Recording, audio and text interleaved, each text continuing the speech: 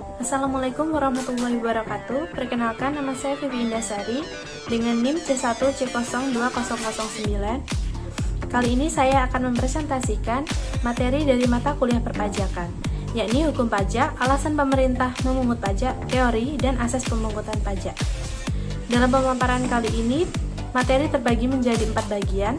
Yang pertama, pengertian hukum pajak, kedua, alasan pemerintah memungut pajak, 3. Teori pemungutan pajak, dan 4. Asas pemungutan pajak. Bagian pertama, pengertian hukum pajak. Hukum pajak adalah suatu kumpulan peraturan-peraturan yang mengatur hubungan antara pemerintah sebagai pemungut pajak dan rakyat sebagai pembayar pajak. Dalam hukum pajak diatur mengenai siapa saja yang menjadi subjek pajak dan wajib pajak, objek apa saja yang menjadi objek pajak, kewajiban wajib pajak terhadap pemerintah, timbul dan hapusnya utang pajak, cara penagihan pajak, serta cara mengajukan keberatan dan banding. Hukum pajak sering juga disebut sebagai hukum fiskal. Istilah fiskal yang dimaksud sekarang adalah kas negara. Bagian kedua, alasan pemerintah memungut pajak. Pengertian pajak. Kata pajak berasal dari bahasa Latin taxo, yang memiliki arti iuran wajib yang dibayarkan oleh rakyat untuk kepentingan pemerintah dan kepentingan masyarakat itu sendiri. Menurut Undang-Undang Nomor 28 Tahun 2007, Pasal 1 Nomor 1, pajak adalah kontribusi wajib kepada negara yang terutang oleh orang pribadi atau badan yang bersifat memaksa berdasarkan undang-undang, dengan tidak mendapatkan imbalan secara langsung dan digunakan untuk keperluan negara bagi sebesar-besarnya kemakmuran rakyat. Dasar-dasar hukum pajak. Dasar hukum pajak formal. Hukum pajak formal adalah memuat tata cara untuk melaksanakan hukum pajak material menjadi kenyataan. Hukum pajak formal memuat hak dan kewajiban wajib pajak, hak dan kewajiban fiskus, dan tata cara penetapan pajak. Contoh hukum pajak formal antara lain Undang-Undang Nomor 28 Tahun 2007 tentang Ketentuan Umum dan Tata Cara Perpajakan atau KUP. Undang-Undang Nomor 3 Tahun 2009 tentang Perubahan Kedua, Undang-Undang Nomor 14 Tahun 1985 tentang Mahkamah Agung, Undang-Undang Nomor 14 Tahun 2002 tentang Pengadilan Pajak, Undang-Undang Nomor 19 Tahun 2000 tentang Perubahan Atas Pajak, Undang-Undang Nomor 19 Tahun 1997 tentang Penagihan Pajak dengan Surat Paksa. Unsur-unsur pajak. Yang pertama itu subjek pajak. Subjek pajak adalah orang pribadi atau badan yang menurut ketentuan peraturan perundang-undangan perpajakan ditentukan untuk melakukan kewajiban perpajakan termasuk pemungut pajak dan pemotong pajak tertentu. Yang kedua, wajib pajak adalah orang atau badan yang menurut undang-undang memiliki kewajiban seperti mendapatkan atau mencari nomor pokok wajib pajak atau NPWP di Direktorat Jenderal Pajak atau Ditjen Pajak guna menghitung besarnya pajak dan menyetorkan sejumlah dana pajak ke kas negara. Yang ketiga, objek pajak adalah benda atau barang yang menjadi sasaran pajak, contohnya mobil, rumah, dan sebagainya. Keempat, yakni tarif pajak. Pengenaan besarnya pajak yang harus dibayarkan subjek pajak atas objek pajak yang menjadi tanggungannya. Tarif umumnya dinyatakan dengan persentase. Semua jenis pajak mempunyai tarif yang berbeda-beda.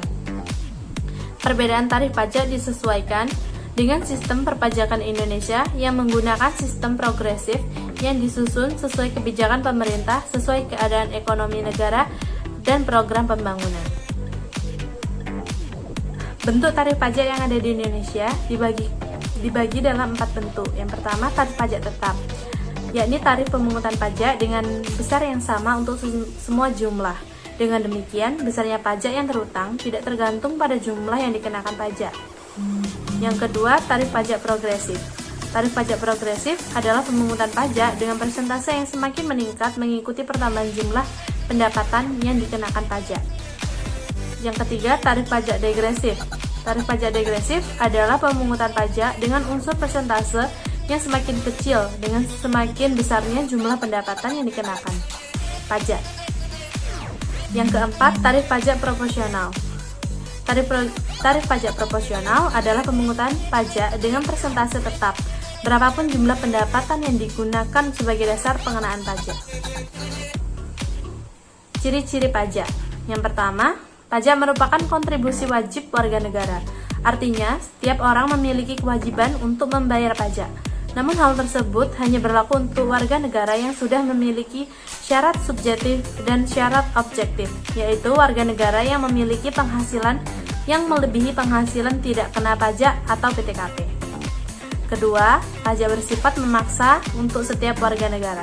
Jika seseorang sudah memenuhi syarat subjektif dan objektif, maka wajib untuk membayar pajak. Dalam Undang-Undang Pajak sudah dijelaskan jika seseorang dengan sengaja tidak membayar pajak yang seharusnya dibayarkan, maka ada ancaman sanksi administratif maupun hukum secara pidana. Yang ketiga, warga negara tidak mendapat imbalan langsung. Pajak berbeda dengan retribusi. Contoh retribusi, ketika mendapat manfaat parkir, maka harus membayar sejumlah uang, yaitu retribusi parkir. Namun, pajak tidak seperti itu. Pajak merupakan salah satu sarana pemerataan pendapatan warga negara. Yang keempat, berdasarkan undang-undang. Artinya, pajak diatur dalam undang-undang negara. Ada beberapa undang-undang yang mengatur tentang mekanisme perhitungan, pembayaran, dan pelaporan pajak. Manfaat dan fungsi pajak. Manfaat pajak untuk negara. Pajak digunakan untuk pengeluaran negara yang bersifat self-liquidating, misalnya untuk pengeluaran proyek produktif.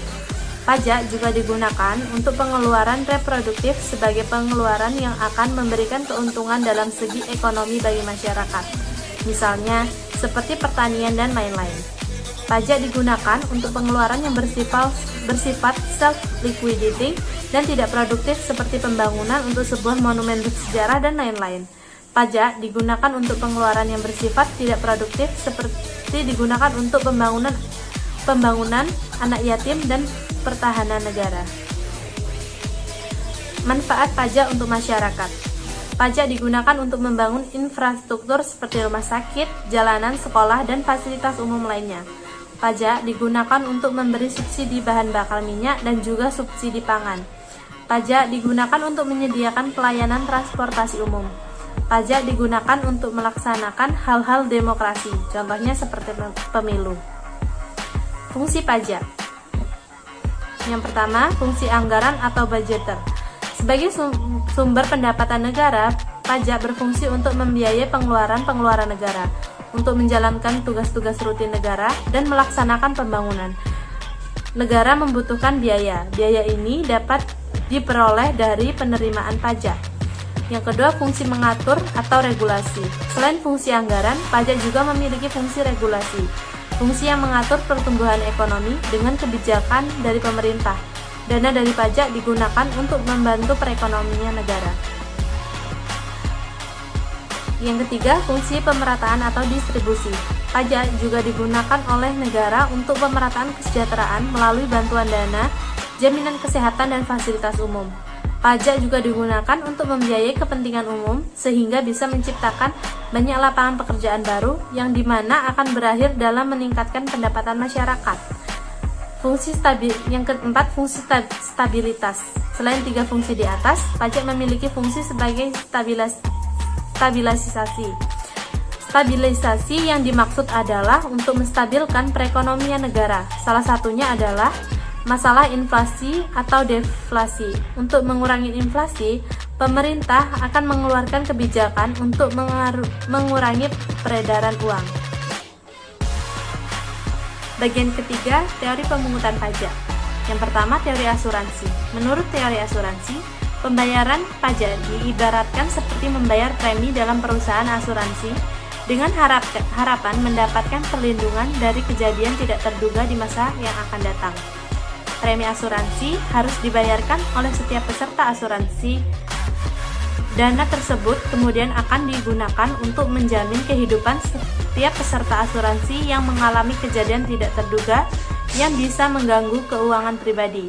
Dengan logika yang sama, seperti itulah teori asuransi. Masyarakat membayar premi sama dengan masyarakat yang membayar pajak untuk subsidi, keamanan, dan lain sebagainya. Yang kedua, teori kepentingan. Dalam teori kepentingan, ibarat dua belah pihak yang saling membutuhkan dan saling menguntungkan. Negara harus melindungi harta dan jiwa masyarakat agar kepentingannya bisa terlaksana dengan baik. Untuk melakukan itu, semua pastinya diperlukan biaya yang cukup banyak. Biaya yang cukup banyak tersebut dibebankan kepada masyarakat. Biaya yang dikeluarkan masyarakat itu sama dengan masyarakat yang membayar pajak. Yang ketiga, teori daya beli. Teori daya beli ini sangat erat keterkaitannya dengan kemampuan masyarakat saat melakukan transaksi jual beli. Masyarakat yang banyak dengan kebutuhan yang berbeda-beda tentu membutuhkan berbagai barang yang memenuhi setiap kebutuhannya. Yang keempat, teori bakti. Teori bakti mengatakan jika suatu negara memiliki hak mutlak untuk mengambil pajak dari rakyat, rakyat sudah memahami bahwa membayar pajak merupakan sebuah kewajiban dan tanda bakti kepada negara. Hal tersebut dilakukan agar sistem pemerintahan negara bisa terus berjalan dengan baik. Rakyat sudah mulai mengerti bahwa uang pajak yang dibayarkan akan dikelola pemerintah untuk banyak hal, seperti membangun infrastruktur. Kelima, teori gaya pikul. Dalam teori gaya pikul, pajak yang harus dibayarkan oleh masyarakat harus sesuai gaya pikul dan ukuran yang sesuai dengan pengeluaran dan penghasilan, baik perorangan atau sebuah badan usaha. Gaya pikul yang digunakan untuk membayar pajak akan muncul apabila kebutuhan primer dari individu sudah terpenuhi. Jika individu masih memiliki penghasilan di bawah PTKP, maka belum memiliki gaya pikul. Yang bagian keempat, asas pemungutan pajak. Yang pertama, asas domisili. Asas domisili berarti negara dapat menarik pajak sesuai tempat tinggal. Istilah domisili merujuk pada tempat tinggal wajib pajak orang pribadi. Juga tempat domisili wajib pajak suatu badan atas penghasilan yang telah diterima wajib pajak. Para wajib pajak yang berdomisili di suatu tempat akan dikenai pajak sesuai ketentuan di mana wajib pajak berdomisili. Contohnya adalah penghasilan dari bentuk usaha tetap yang ada di Indonesia, maka akan dikenakan dengan pajak Indonesia. Yang kedua, asas kebangsaan. Dalam asas kebangsaan, yang menjadi landasannya adalah status kewarganegaraan dari badan usaha atau orang yang mendapatkan penghasilan. Hampir sama dengan asas domisili karena negara dapat memberikan pajak dengan status wajib pajak kewarganegaraan. Yang ketiga, asas sumber. Asas sumber yaitu negara dapat mengenakan pajak untuk penghasilan yang diperoleh negara tersebut. Semua penghasilan yang didapat dari negara dapat memberikan pajak tanpa melihat domisili wajib pajak. Sekian presentasi dari saya. Wassalamualaikum warahmatullahi wabarakatuh.